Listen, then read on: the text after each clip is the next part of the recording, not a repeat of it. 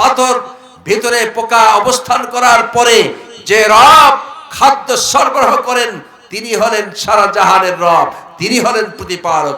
বলেন না সুবহানাল্লাহ।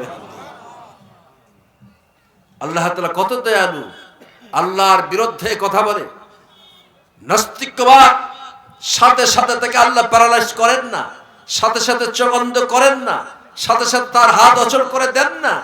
কারণ আল্লাহ রাব্বুল আলামিন ঢিলা দেন, ইয়ামুত্তুহুম ফি তুগয়ানিহিম ইয়ামাহুন। আল্লাহ বলেছেন তাদেরকে ঢিলা দেওয়া হয় রশি, যাতে করে সে আবার কোন এক সময় ভুল বুঝে মহান আল্লাহ তাআলার দিকে ফিরে আসবে। এই জন্য আল্লাহ তাআলা তাকে ঢিলা দেন, যাতে করে হেদায়েতের বাণী তার কর্ণকুহরে পৌঁছে হেদায়েতের মাধ্যমে আল্লাহমুখী হতে পারে, এই সুযোগটা দেন। সম্মানিত ভাইরা, আল্লাহ রাব্বুল আলামিন 2 নম্বর পর্যায়ে যেটা বলেছেন, আলহামদুলিল্লাহি রাব্বিল আলামিন আর রহমানির রহিম, তিনি রহমান, তিনি অত্যন্ত দয়ালু, আর তিনি হলো ক্ষমাশীল। বলেন না সুবহানাল্লাহ।